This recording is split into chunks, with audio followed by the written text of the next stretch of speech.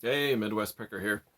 If you're new to my channel, my name is Dave. I'm a part-time YouTube content creator, part-time reseller, mostly eBay. I dabble a little on Mercari, Craigslist, things like that for the bigger items on Craigslist. I think I'm going to put a Kirby vacuum on Craigslist soon, a 1984 owner's manual, shampoo kit, the whole works, probably $100. I'm also a full-time father, husband, registered nurse, and I do this as a hobby. And I have a YouTube channel mostly to help out people that are new to reselling, primarily eBay. I make videos, haul videos, what's sold on eBay videos, and every once in a while I'll do a how-to video. So linked down below in the description, I have videos how to ship, how to source, how to list, how to research. Well, this video is a little bit different. So if you know me, I like to celebrate milestones. And I had a milestone of how many followers on Instagram, how many subscribers on this YouTube channel, 500, I did a giveaway, I hit 1,000 recently, that was super cool. This next milestone is a little bit different. I don't usually track this, but it's really grown a lot. So this milestone, I increased my feedback on eBay from 500 to 600.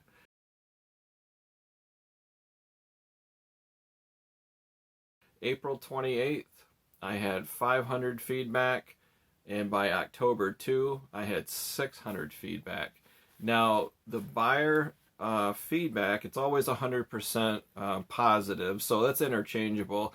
I could say positive feedback or feedback. I'm not going to say positive feedback. I'll just say feedback because it's all 100% positive anyway.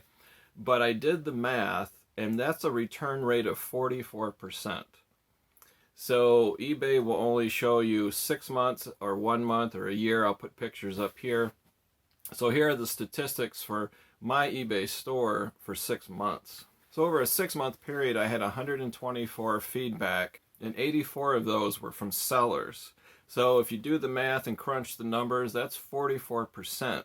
Now 40 of those are from me being a buyer, where I buy stuff on eBay, shipping tape and padded mailers and boxes, and then you almost always get feedback for that. But I separated that out, and just from the buyers that buy from me, I don't even know what the terminology is, but it's 44%. Now, some people, when they brag about milestones, they'll do this, and they'll look at their fingernails. I don't know why. Joey, you ever do this when you're bragging? You ever look at your fingernails? Oh, yeah, that's right, I forgot. You don't have hands. Joey doesn't, and you have nothing. He has nothing to brag about anyway. So I'm always picking on him. I did get him this new hat though. This is a vintage '80s snapback, local Grand Rapids lumber store. I came home with that today, and Joey just flipped out. He almost lost his mask. It almost flew off his face. He was so excited. So I'm putting that on him until I list it. Got that for I think 50 cents. So I'm going live tomorrow. So this is Saturday.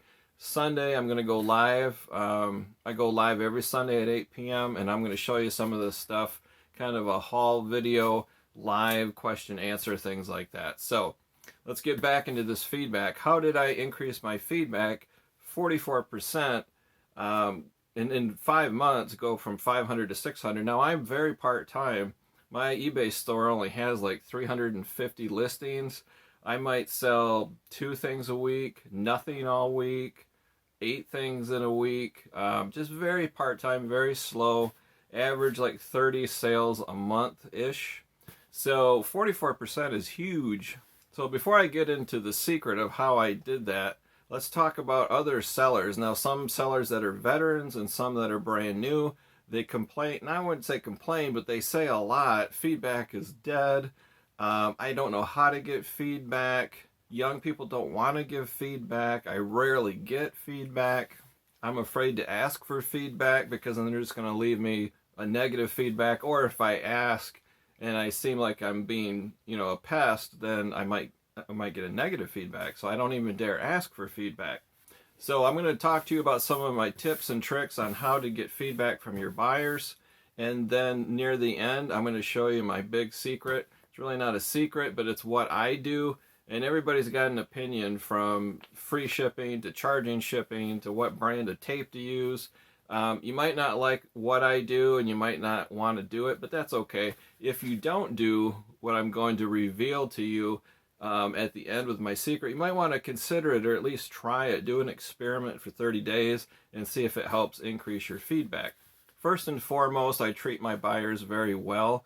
I think that helps get more feedback. So number one, make sure your titles are complete, accurate, and truthful, and specific. For the description of your item in your listing on eBay, just repeat the title and then add any extra information that wouldn't fit in the title. In the description, I also tell them my handling time is 2 days.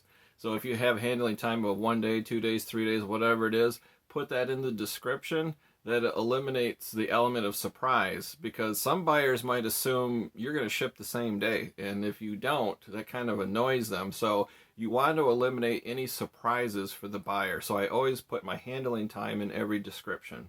Another thing I put in the description, anything that doesn't show up in the photos. So I'll show you this item right here. This is a supplement I have listed. Now you'll see on the label, see how fine print that is? That doesn't always show up real well in the photos. So if you have anything with fine print, you might want to write that information in the description, because if they can't read that it's GMO free and all natural, you know, they might skip over it. They might buy it, but then when they get it, they're like, oh, I thought it was soy free, but now it's not. You know, things like that. So it's not often that you have something with fine print, but if you do, try to put as much of that as you can in the description. Make sure your listing uses the right eBay category. That will decrease buyer frustration. In the little condition box that's before the description, be truthful and be detailed. And don't be afraid to put damage. If you have a book with a binding with a crack in it, you have a stain on something or a tear, disclose that in the condition box, and don't be afraid to be honest there and specific. Photographs. If you have a three-dimensional object, take 12 photos. I can't tell you how many times as a buyer I go to buy something that's three-dimensional, say, I don't know, like this Enoch Funko Pop here, right here. And they only have one picture of the front of it. Are you kidding me? There's the front, the back, the bottom, the top, the sides. I mean, you got to take advantage of the fact that you can take 12 free photographs. Now, if it's a postcard or an 8x10 photo, front and back, and you're done. Obviously just 2 photos, but anything three-dimensional, I always take advantage of those 12 free photos and take pictures of everything. Item specifics, research those the best you can. If you don't know the answer, just put NA. Don't guess. That will make buyers frustrated. So now for the big secret and the big reveal, let's watch this short video clip.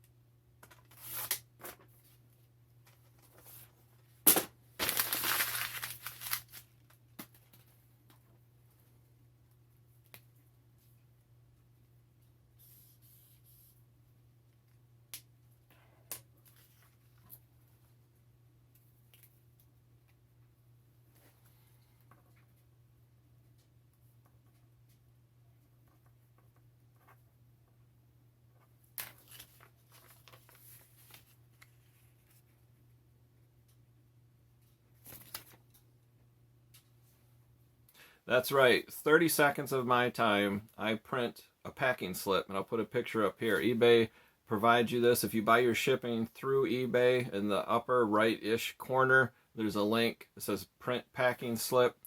The cost of a sheet of paper, I print it, and I highlight it where it says, "Thank you for your purchase. Please leave feedback when you get a chance." Highlight that in yellow, sign it, "Thank you, Dave." It's a handwritten thank you note, literally 30 seconds. It goes in every single purchase, everything I sell, whether it's a $3 item or a $300 item, I always include a handwritten thank you note. And some people do a pre-printed one, like a business card or a postcard that says thank you for your purchase.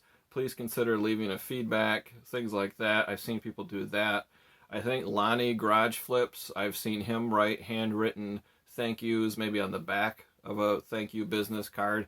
You can do it any way you want. I think it helps as a buyer myself. If I buy something on eBay and it arrives at my house and it's just in a box with nothing, and I have to like guess where it came from and why, I'm like, oh yeah, that's right, I bought this on eBay.